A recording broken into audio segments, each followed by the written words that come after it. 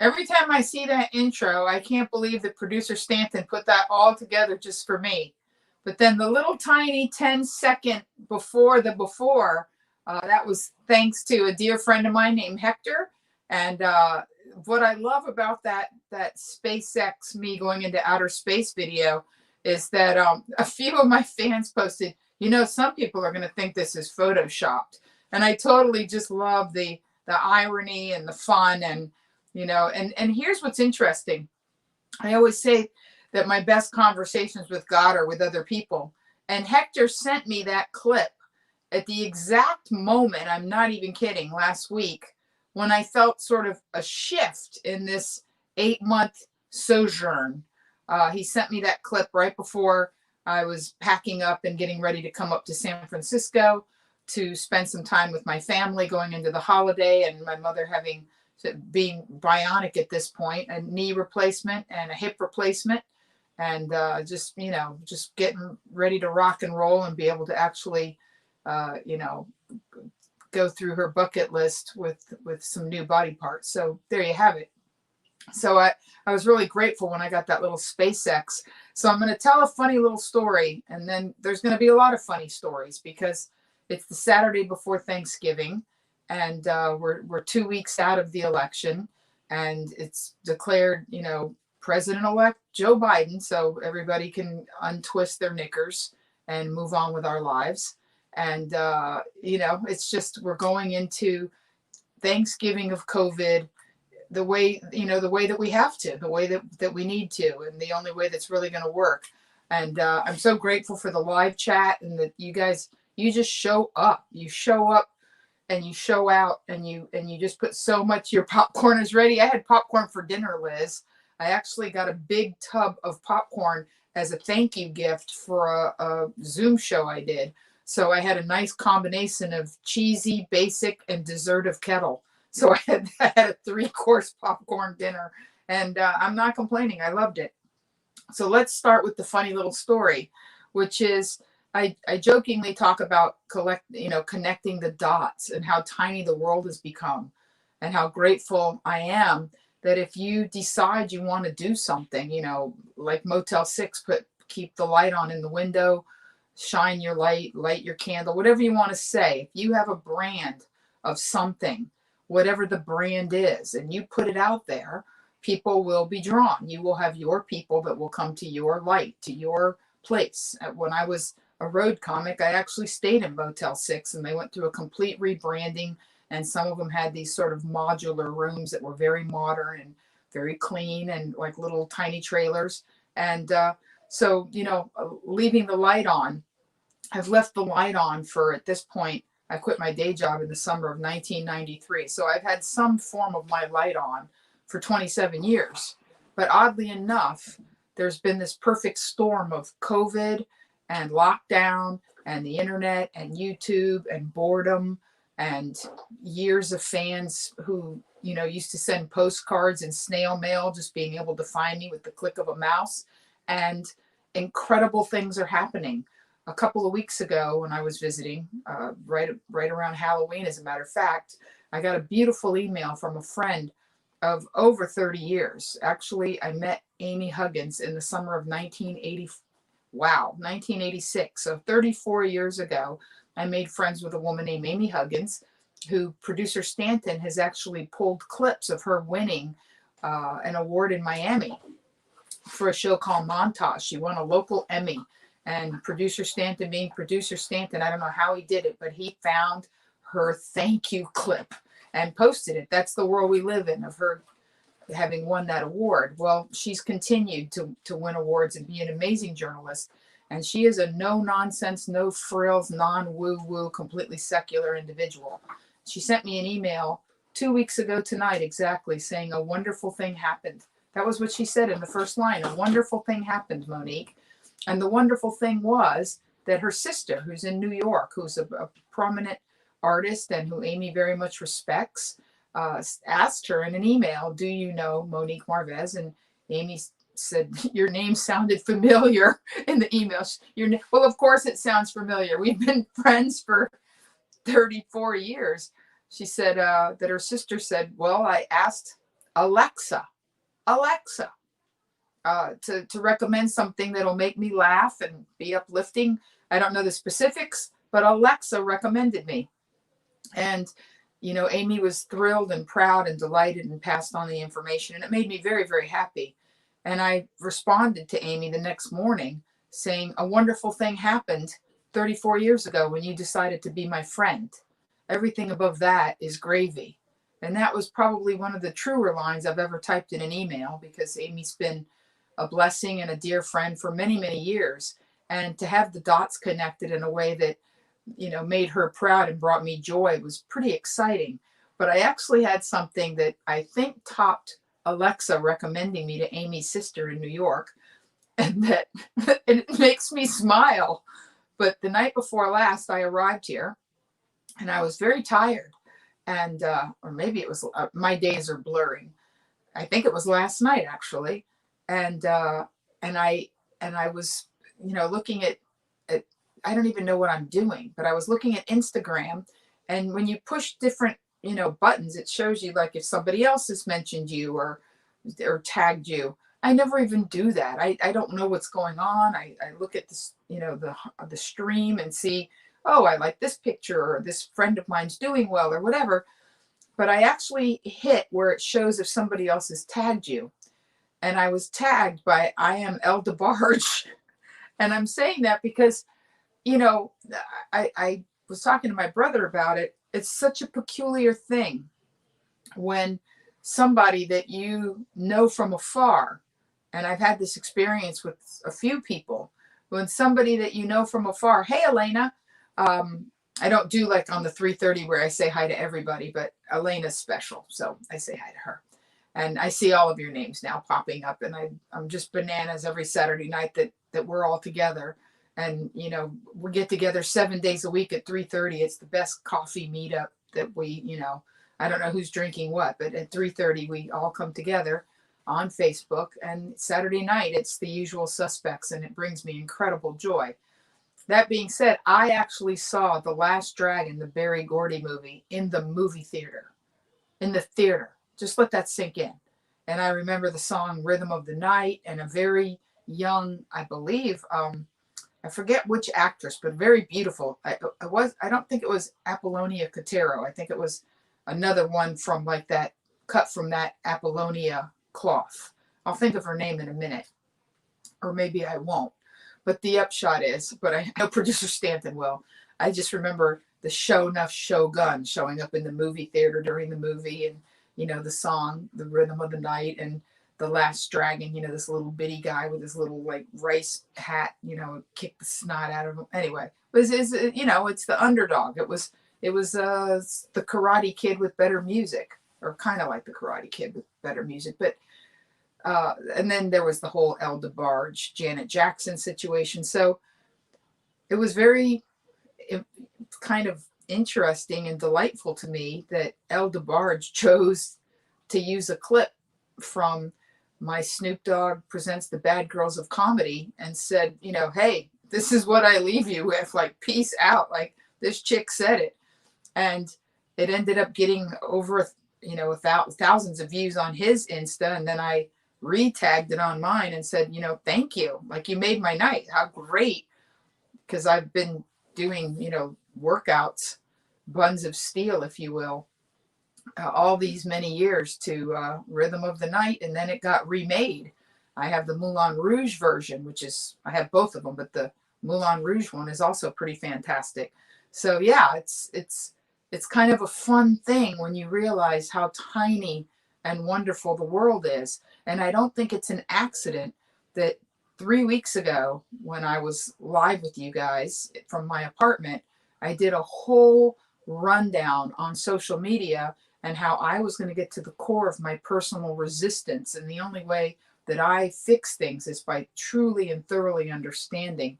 So to me, you know, Insta is about images and impressions, and Twitter continues to be short bursts of inconsequential information. And anything that isn't inconsequential or delightful, I just don't look at, because I don't have the time or the inclination, quite frankly. So how delightful to have, you know, me being blasted off into space, thanks to Hector, and being, somebody that I think is kind of groovy thinks I'm kind of groovy. So there you have it. I finally figured out how to make this fun, and that's what I do. I make things a game. Whenever I've made something a game or made it fun or decided to get to the root of it with an investigative mind, free of judgment, just, hey, I'm going to investigate how this came to be, what its real purpose was, and how I might interface and make a decision, yay or nay. Does this work or does this not work? As you guys know, I was very reluctant to start this YouTube. I was phenomenally grateful that producer Stanton is, like YouTube dude, like he knows everything to do, and was patient and kind and said, look, just show up, just show up. I'll set you up like a champ, and you're gonna master this. And now I feel as comfortable 29 shows in as I did on KFI. I remember when I would pre-record KFI because I had to go to a comedy show or catch an airplane. Sometimes I would sit in the airport ready to catch a Reddit in Miami on a Saturday night and listen to my pre-recorded KFI show. And it would be like a marvel to me. Like, I'm over there, but I'm over here. Like, that's that's so, I still marvel at things. And I think that's why I'm a happy person, because I don't have this sense of entitlement towards technology. I got my eyes redone with LASIK surgery June of 2007. Ladies and gentlemen, every day that I wake up and I don't reach for glasses or put in contact lenses, I'm still not over it. Can you believe it? I'm 13 and a half years out from getting LASIK surgery. And every single day I marvel, because for the first, since I was in 4th grade, I wore aviators. So I never get over. I never diminish. It's still, all of it is still a magic trick to me. The fact that I can be sitting in my mother's foyer and connecting with people from all over the world, and that this is just going to sit on YouTube. I mean, I'm still not over Sirius XM. I love the fact that I can listen to the same radio station all the way up the coast. And that radio station, that satellite, plays me on the comedy stations. And then I get a check for making people laugh that didn't sit in a club. Like, the idea that we've created technology that a regular Joe can be saying what they want to say and put their light out, and then another regular Joe can find them, whether they love science or comedy or Mark Ween or whatever it is you want. The world is filled with a brilliant sort of personal archive of anything and everything you ever wanted in the most delightful way. And I don't know that I'm ever going to get over this. I really don't. It's, radio's one thing, Showtime is one thing, HBO is one thing. But the fact that individual people can just go out and make something up, and other people will say, like, yeah, I like that thing you did. That was very cool. I like it, and I'm going to listen to it. Or repost music. People send me YouTube music because they know I love music so much, and they'll say, like, I can just casually mention a song that I love in the 3:30, and boy, I don't even sign off by the time somebody, usually Hector, has posted it into the stream. And whoever's listening to my live stream, right below it, they're going to find the link that they can just click on as my guitar gently weeps, being played by Prince, which I think it's Jeff Lynne, Prince. It's the link is everywhere now, and it's fantastic. It's brutal. It's beautiful. It's, I don't even know how to tell you how good it is. It's just, do yourself a favor and look up Prince as my guitar gently weeps. It'll wreck you in 152 different ways. So I'm just going to run down some things that, and I can't even believe, like, how this goes. Like, it just goes. Like, we start talking, and before I know it, it's like, hey, you better dig into what it is you wanted to talk about. It's 8. I've got my subjects right here. It's 8:19, and I haven't even started with number 2 item. I'm going to circle back around to number 1. But number 2 item is that somebody, and again, I love how you guys just know something that'll matter to me. Sinbad is recovering from a stroke at the age of 64. Like, he's not an old dude. I know him. And he was, when I went to the Montreal Comedy Festival in the summer of the summer of 1992, I was 29 years old and I was a new face at the Montreal Comedy Festival. I remember that festival like it was 7 minutes ago. I remember having pizza with Alan King. It was, you know, those of you who don't know Alan King, he's a comedic actor of pretty legendary proportions in the 70s and 80s. He was not a contemporary. He was more of a Dick Van Dyke, Maury Amsterdam guy versus a hippy dippy weatherman guy, you know, a Carlin guy. But he was pretty something, Alan King. He was a special guy. He was a regular on the Tonight Show, and he was a contemporary of Don Rickles. So, I mean, Rickles is Rickles. I mean, he was with us until very recently. But I remember meeting these people, Alan King, not Don King, sorry. Don King has his hair sticking up in the air. But I remember meeting people that I'd seen, you know, my whole life on television. And there they were. I remember the summer of 1992. George Burns was receiving a Lifetime Achievement Award. George Burns was in his 90s. Then he had an assistant who was in his 70s. And George was very hard of hearing. And so was the assistant. So sort of the joke was that they would ask the assistant the question. And the assistant would say, what? And then the interviewer would yell louder. And this was all live. And it wasn't, you know, it wasn't supposed to be a comedic performance. But then the assistant would scream the question at George into his good ear. And then George would say, what? And then the assistant would scream it again. It was pretty amazing. But I actually met, you know, rest in peace, George Burns. So that whole time was just magical. And I remember sitting in an urban panel. Dave Chappelle was young and skinny and a kid. And Sinbad spoke with incredible authority. And, you know, I always think fondly on that whole experience. So the fact that, and you always hear about famous people being on TV, and, you know, like George Clooney's show was crashed by his child. So here's my niece. Would you like to be on the YouTube? Would you like, come here. Okay, I'll show you guys my niece. This is the light of my eyes. Her name is Sophia. Say hello, Sophia. Hi. So now you guys know when I talk about this child that she's not a figment of my imagination. Look at Sophia. Yeah, there you are. So anyway, Sinbad is she's in her pajama shirt and her underpants. Say hi, Sophia. She's about as cute as you can get. I'm sure you guys are seeing that now with the impromptu nose picking and the looking around. So, you want to go with Daddy? You do? Okay, I'll put you on the ground. Go with Daddy. I love you. Okay, it's all right. She was quite delightful on camera. So now you know it's a live show. But, so anyway, just, you know, well wishes to Sinbad. I hope he recovers quickly. He's one of the old school 80s and early 90s comics that people seem to love. And my Aunt Candy loved him because he was clean. And thank you for posting the picture, Producer Stanton.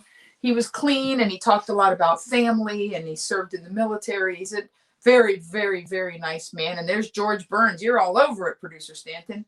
So I want to talk about my father and I had this private language, and the language was architecture. We anthropomorphized art and buildings. It was a thing we did. And anthropomorphized means we turned it into. Now my dog got loose. Like I say, I'm at my mom, so it's, you know. Hang on, Lola. Excuse me. And here's the funny thing. Hey, I love that you have that picture, Producer Stanton. That's me and Dave Chappelle. And actually, it's funny because I was very chubby and he was very thin, and now he's like yoked. I don't think he's fat. I think he's yoked, and or he's certainly bigger. And I'm probably 35 pounds thinner than when that picture of me was taken. So here's my dog. Say hi, Nola. And I'll send her with the baby. She's very jealous of the baby. If the baby sits on my lap, then Nola has to sit on my lap. It's just crazy. And I've whittled out this hour in time to prepare and be on the show, as my mother is on heavy drugs now from her hip replacement, so she's whacked out. But as soon as she wakes up, and she's like me, when she takes the D-rugs, she gets quite loopy. So whenever the D-rugs wear off, I have to, go back in there and be a good little nurse and get her all loopied up again. All right, Nola. So getting back to my father and I anthropomorphizing buildings, I grew up loving buildings, like genuinely loving buildings and architecture. And my father used to take me to this place in Miami called Vizcaya, the John Deering Estate. And it's really one of the few of the big giant houses that still exists. Like, you hear about these legendary houses that were built.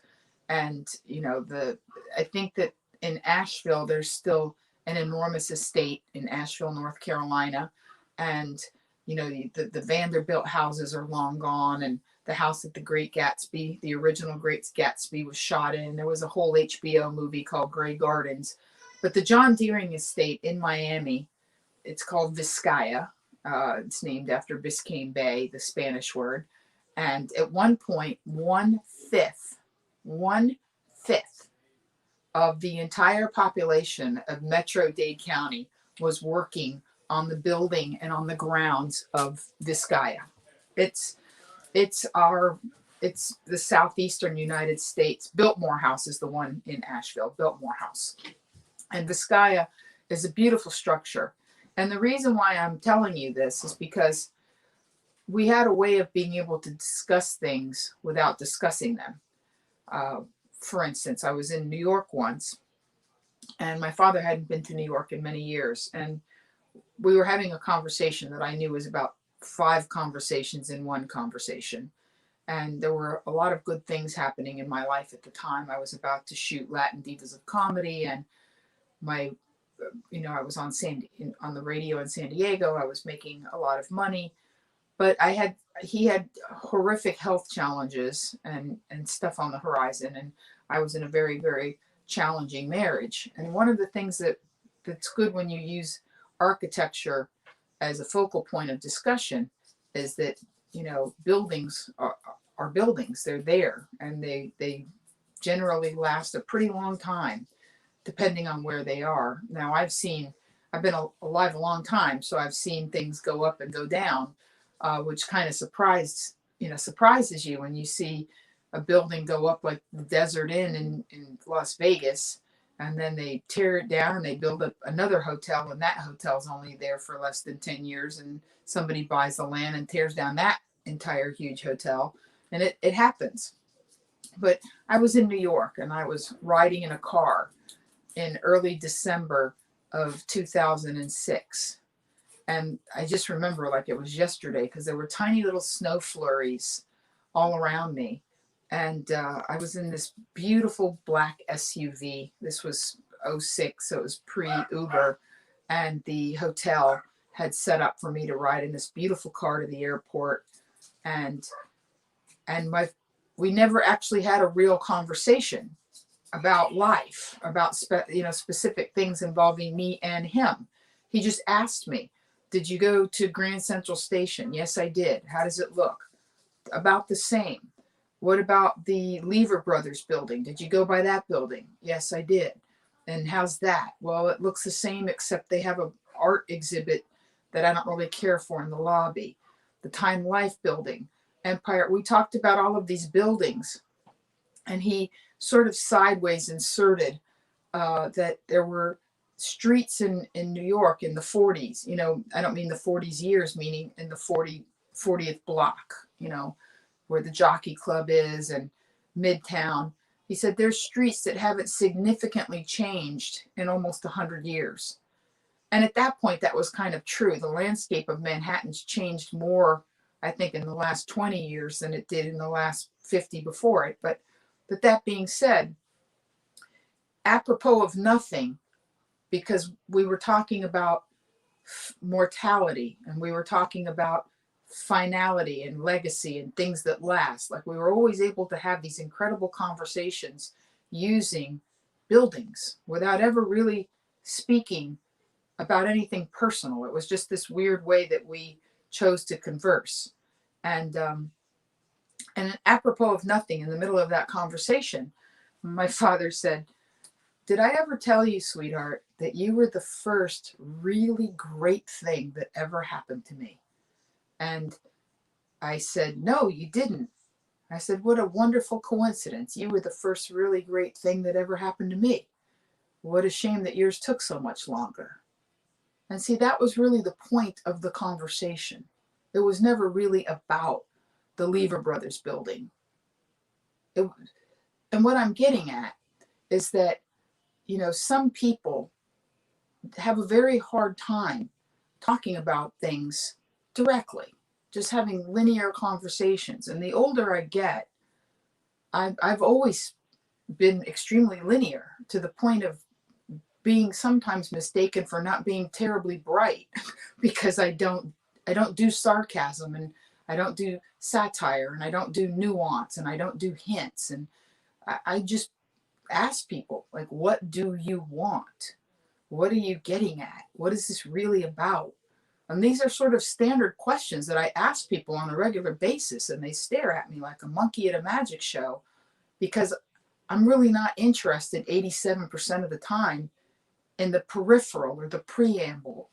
I'm always very, very interested in what makes people tick specifically.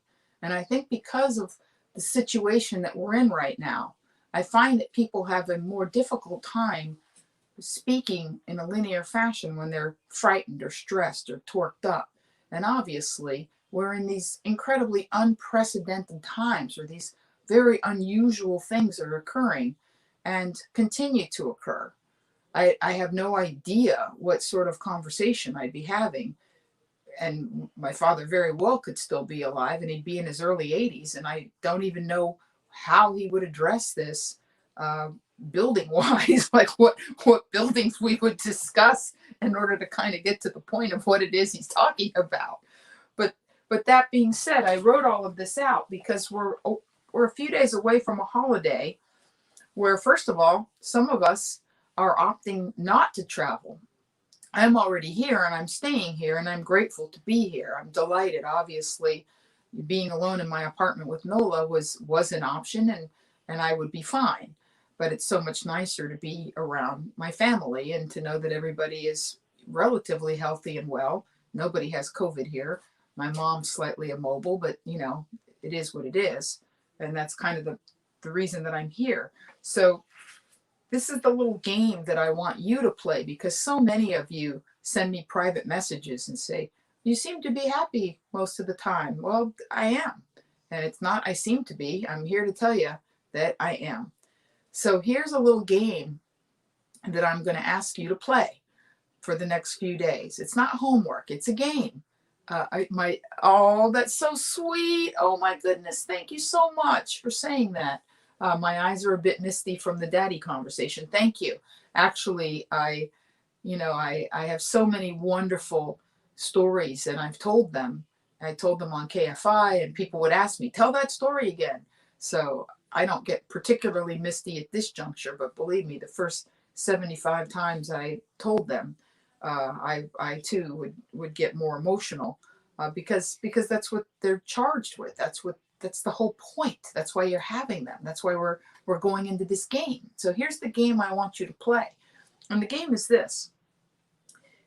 Imagine if every single person in your family, especially the challenging ones, you pick them like a video game or paintball or whatever, because they have a superpower, a talent, a skill, whatever it is that you needed in your life in order to get better at something in your own life, whether it's diplomacy or big picture thinking, or they bring something to the table that you don't have, or that you genuinely want to be better at. And I can tell you that, in the case of, for instance, there's a generation before me that is not, they're boomers, the baby boomers, and they're World War II, post World War II. I'm at the tippy tail end of the boomers, being early 60s. My mom and I are exactly 20 years apart.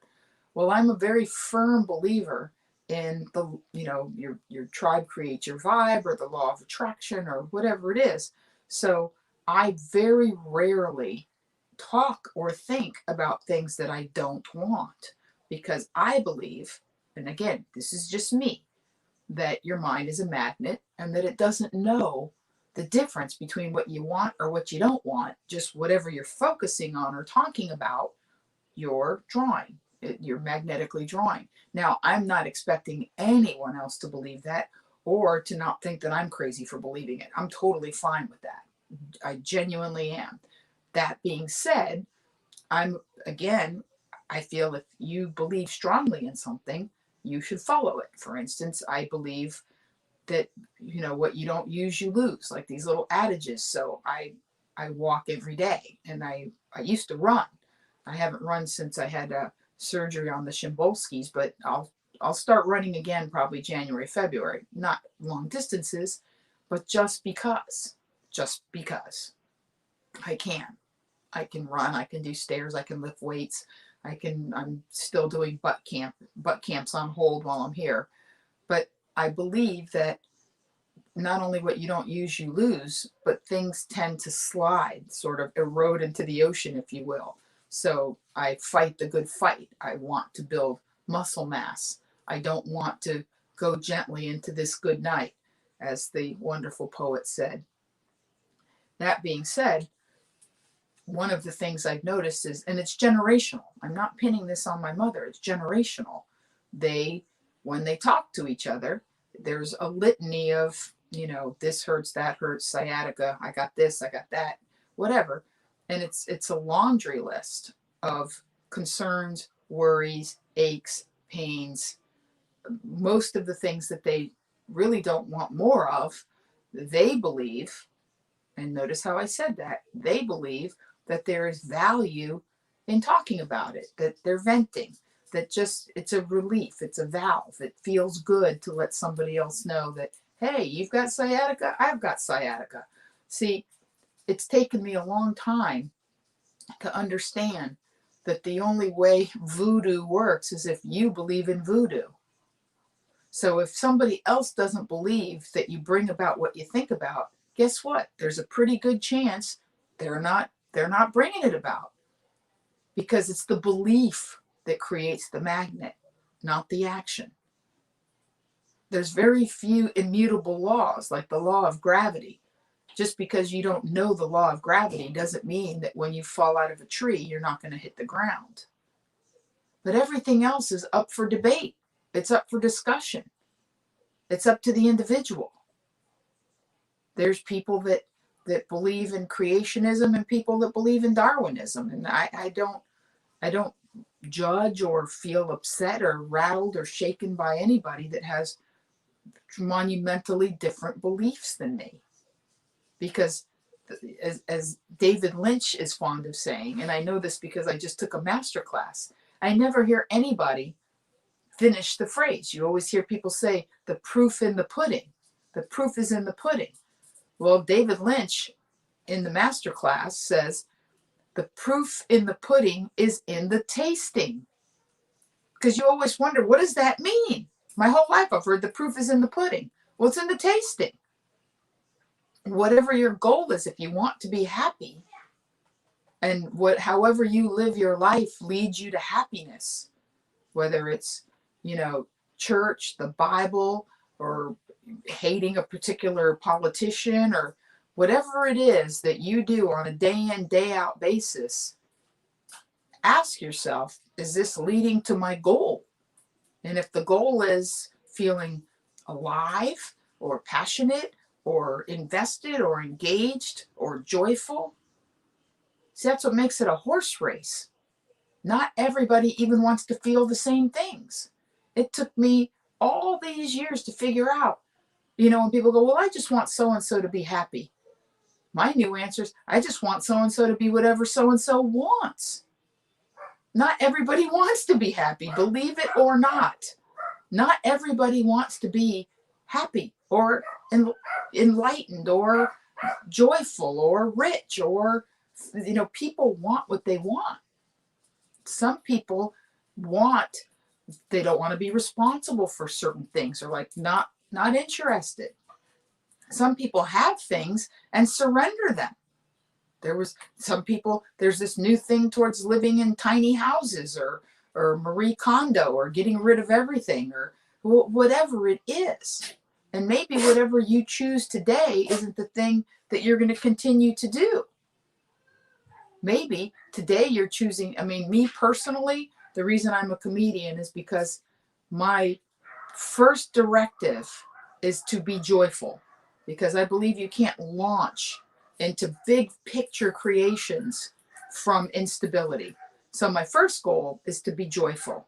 And then once I become joyful on any given day, which takes about 17 seconds, it's a good cup of coffee and a few minutes alone in my journal, then I think to myself, okay, self, this feels pretty good.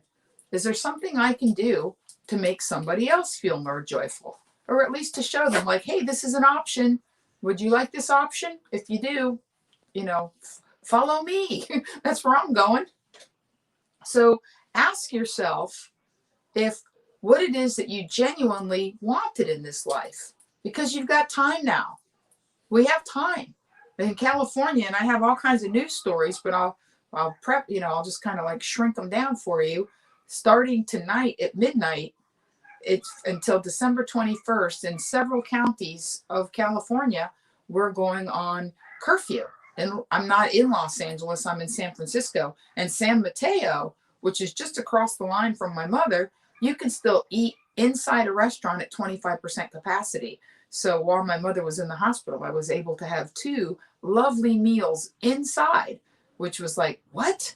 They said inside or out. And it was like the 80s when people would say smoking or non-smoking. I was like, inside is an option? And they're like, oh yeah, we're San Mateo. I was like, well, let's do this. I want to sit inside. So I did. Now, the upshot is at this wonderful place called Val's, which is pretty amazing. It's in South San Francisco. It's very close to my mother's house, but it's one of those, you know, those old school restaurants with little or no windows where people day drink, and they look like they've been going there since they were young in the 70s and maybe had a 280Z and a leather jacket. And, you know, it's the coolest place.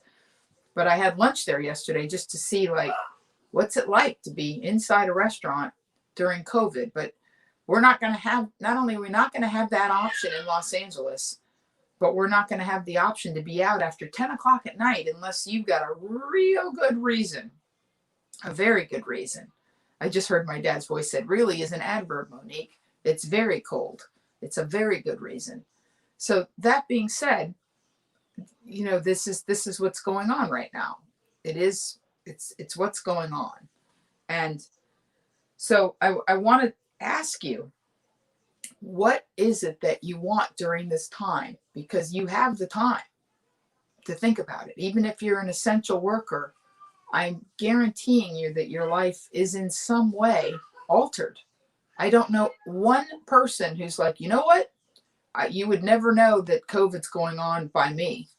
I have a girlfriend who's an emergency room nurse. She's working. She's working as much as she's ever worked, but she can't go to a restaurant either. So that being said, ask yourself, while you have the time, what is it that you really want in your soul? Pick one thing that you want at the highest level, and then endeavor to keep that at your core as you go into the game. I guess it's like your avatar. I don't know how to do these things, but I've heard enough.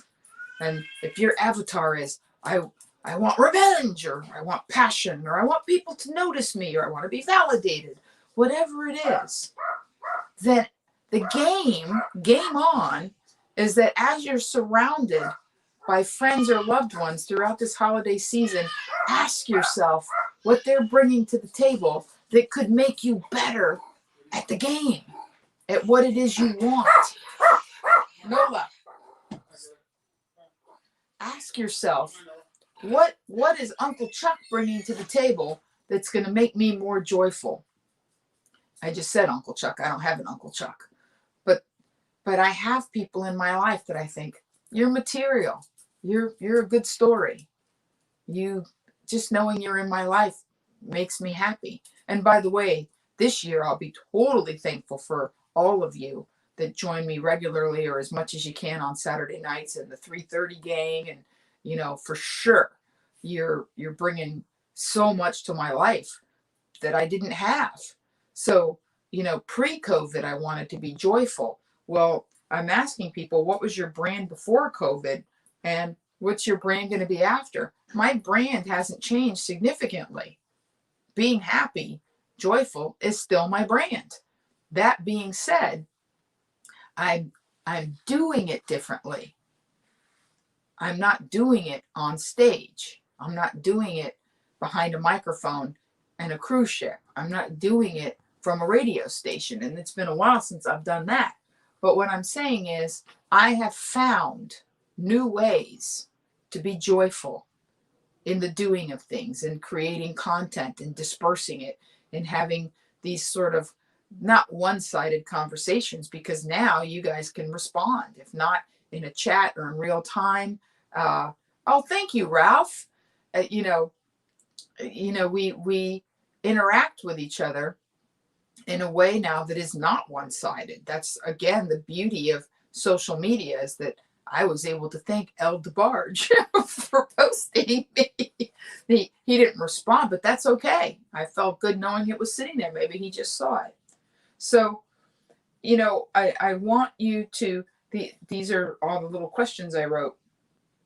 What will remain when this is over for you? Meaning, ask yourself in each relationship, once you've decided how it helps your brand, then ask yourself the people that you haven't seen, because we haven't been able to travel. We haven't socialized. We haven't gone to holiday parties this year. So far, nothing. And we're likely not going to. So think about those people. In my life, we always joke around about being fallen away Catholics, how we only go to church on Christmas Eve and Easter Sunday. Well, think about the people that you only see at that annual Christmas party that so-and-so throws, or that New Year's Eve open house. Or there are people in your life that you don't see on a very regular basis, but somehow the holidays are always a reason to come together. And this year, you're not going to be able to do that. And I'm wondering, because I have gone through and sort of Marie Kondoed, or, if you want to, it's not a matter of ghosting. It's just people that I have not seen since January, February, March for sure. I've asked myself, when this is over, what did they actually contribute to my brand that will continue, that will go on? Were they your ascending friends, or were they friends that you drank with or shopped with? Or, I have one girlfriend that pretty much all we do is eat cake and spend money. That's it. And we always tell each other, this is so much fun. I always save my best cake for you. So there's a couple of stories that I do want to hit on, and I'm just going to run through some headlines because I feel like we're going to run out of time. So let's just hit the headlines, okay? Fair enough? We're just going to do sort of what I call a run through the jungle. So we've already covered Sinbad.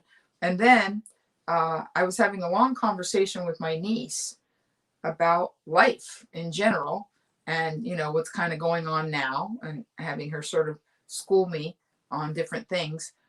And I found this article called 10 Best Movies Based on a True Story, Time Magazine. It's a great article. And actually, I just got an idea. In the future, if I think that something's important, I'll email it to producer Stanton so that you can even click on certain links and see the stories that I'm referencing. So I'm going to give you the 10 best movies, according to Time Magazine, based on a true story. Number 10, Selma. Number 9, The French Connection. Amazing movie with Gene Hackman. I did not see Selma, so I don't have anything to say. Number 8, Schindler's List. Well, we know that was a very big deal. Number 7, The Sound of Music. Hello, defined my entire, first grade experience. 12 Years a Slave, brutal and beautiful. That I did see. Number 5, Goodfellas, amazing. Ray Liotta at his best, and Layla used to perfection. Number 4, Spotlight, extremely hard to watch, brilliant film. Liev Schreiber in a very, very tiny role, not tiny, but small role, changed the whole sort of arc. Really great. Number 3, Butch Cassidy and the Sundance Kid. Wonderful, wonderful story. And, Raindrops Keep Falling on My Head. Great song from my childhood. All the President's Men. Fantastic. Holds up like nobody's business. Woodward and Bernstein. But number one shocked me. Oh my goodness. Producer Stanton already put the link up.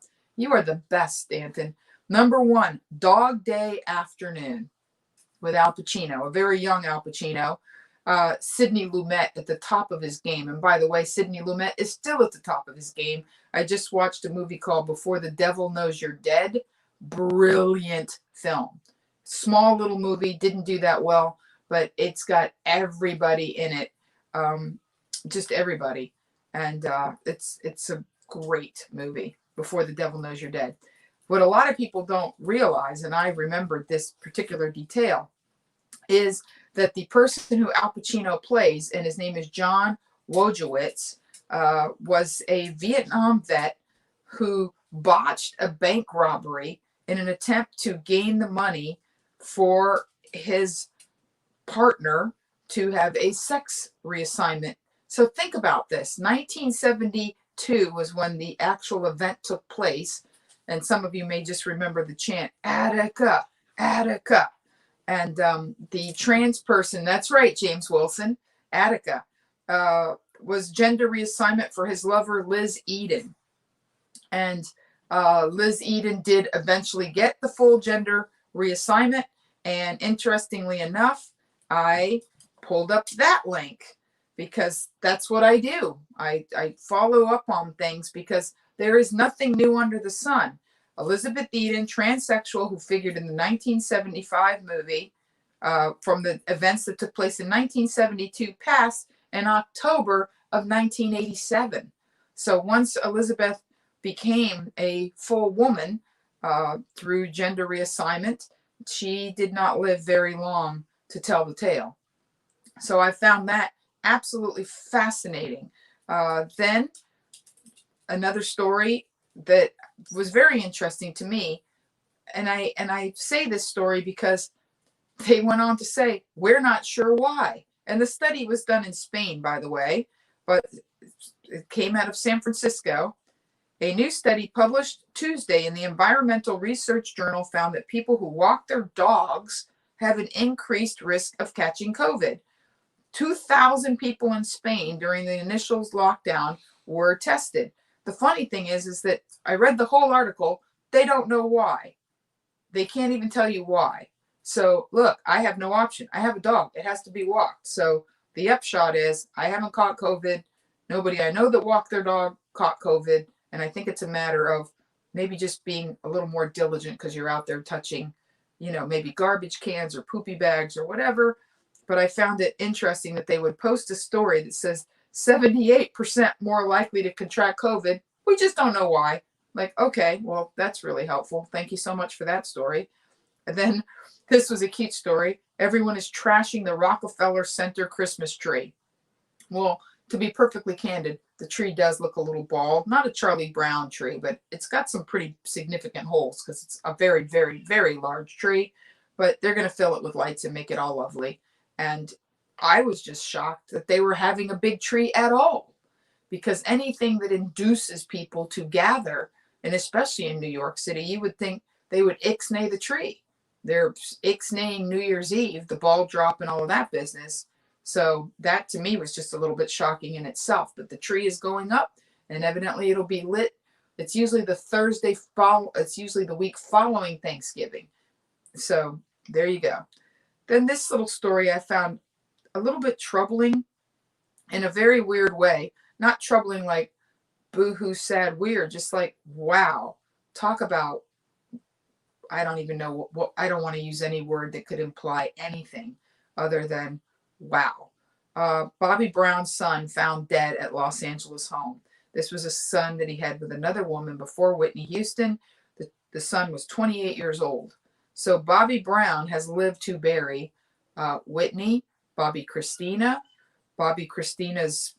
significant other / semi-adopted family member guy. She was found in the bathtub. Her ex-partner, Nick Gordon, was the person who she was basically raised with. He was found dead. He was 30 years old at that time. He was found liable in Bobby Christina's death in order to pay $36 million, like he was going to do that. So in his lifetime, he's had to bury his ex-wife, his daughter, somebody who's been in his family forever, and now his 28-year-old son. And that to me is just, you know, when you think about how much talent, say whatever you want about Bobby Brown, you know, Every Little Step I Take and New Edition. And I mean, it's pretty incredible how much talent was in that family. Whitney, and how they are no longer with us. Any of them. Bobby's virtually last man standing at this point. I'm just going to read you the headline on this. Georgia confirms Biden victory and finds no widespread fraud after statewide audit. So it is indeed over, boys and girls. Let's just please get over whatever emotion, whether it's joy, sorrow, schadenfreude, shock, whatever it is over.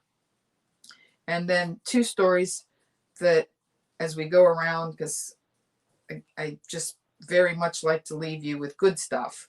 Dotson rescues family's small dog from mountain lion attack in Colorado. This is absolutely true. Some woman in Evergreen, Colorado, had her front door open and her Chiweenie, I guess that's a Chihuahua weenie dog. So she had a Dotson and a Dotson Chihuahua mix named Mijo. Well, they both got out. Mijo's 15 years old, and immediately upon leaving the house, he was snatched up by a mountain lion. But Winston, who was pure Dotson, chased and barked and nipped at the mountain lion until he dropped the Chiweenie and dropped the chalupa. He dropped the Chiweenie. I'm looking at the picture, and the Chiweenie survived. He lost an eye, and he was kind of bitten up, but he survived. And the part that I really loved, that I took a screenshot of, is that the owner posted a GoFundMe to do surgery for Mijo because he needed, you know, he lost an eye. He was slightly, front leg was a little chewed up, and they were asking for $10,000 of GoFundMe, and they ended up with $12,500. So Mijo got all the care that he needed. And what a world we live in, that during COVID, you know, people will raise $12,500 for a Chiweenie. And I think that's kind of beautiful and kind of sweet. Now, the last two stories are a combination of evil and me being evil. I'm just being honest with you. The headline got me immediately. Leopard mauls Florida man who paid for full contact experience with Big Cat. Okay, in all fairness, I read the whole article. This is a little bit like America's Funniest Home Videos. This is not snuff, okay? They show you plenty of people getting knocked in the wiener, but nobody ever dies on America's Funniest Home Video. I mean, the whole show should just be called Knock to the Nards, let's be honest. Who hasn't seen the guy that jumped on the trampoline, missed it, and just knocked himself like sterile? So the guy lived, okay? He was just, you know, a little mauled. So he paid $150 for a full contact experience with a black leopard, which allowed him to play with it, rub its belly, and take pictures until it didn't. Now, this happened in Davie, Florida. I grew up in Miami. Nothing good happens in Davie, Florida. If you're paying $150 for a full contact experience with a black leopard in Davie, you're going to get mauled. But while I was studying that story, and as I studied this story, what did you say, Will? Especially if her name is not Rhonda. No, her name is not Rhonda. It was a dude. No, I'm saying it's the Black Panther. Oh, the Black Panther. I don't even know what the... Full contact with a panther. Yeah, well, That's also kind of yeah, there's a lot of BLM jokes that could go with that too. well, I'm just saying cougar, panther. Yeah, cougar, panther, got it. My brother's back here too. And then the last one, and producer Stanton, I specifically told him to take the screenshot for old time's sake. When I used to do my show on KFI, we always had mugshot of the week. Now we have 4 mugshots of the week.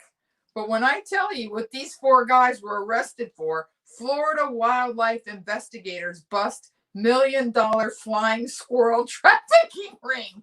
Like, I didn't even have to, I didn't have to. I couldn't read the entire article because once you read the headline, Florida wildlife investigators, I didn't know there were millions of dollars available for flying squirrels. There's actually a picture of somebody that owns a flying squirrel. They're very tiny and very cute. They resold them as captive bred pets. But here's the upshot. The fact that they broke up a $1 million flying squirrel trafficking ring is hilarious to me. And I'm grateful that they got caught. So I hope that I've said things that have amused you. I hope that I've said things that have reframed some potentially challenging things into a brilliant game. I hope I made you smile and really like one of those warm, deep smiles. I'm glad I moved some of you with the story of my father. And again, I hope I brought you some joy because you guys certainly did me. You, in a big picture way, you upheld my brand, and I'm grateful for that. So until next Saturday night, when we do our post-Thanksgiving, probably fully bloated show, love hard, forgive harder, and get as happy as you can, as fast as you can. Stretch my titties a little so I look good. But when you get older, you really start to care less about that kind of stuff. You just want to feel good. You just want to be happy. That's the thing. It's the truth. Be less self-conscious. I can tell you.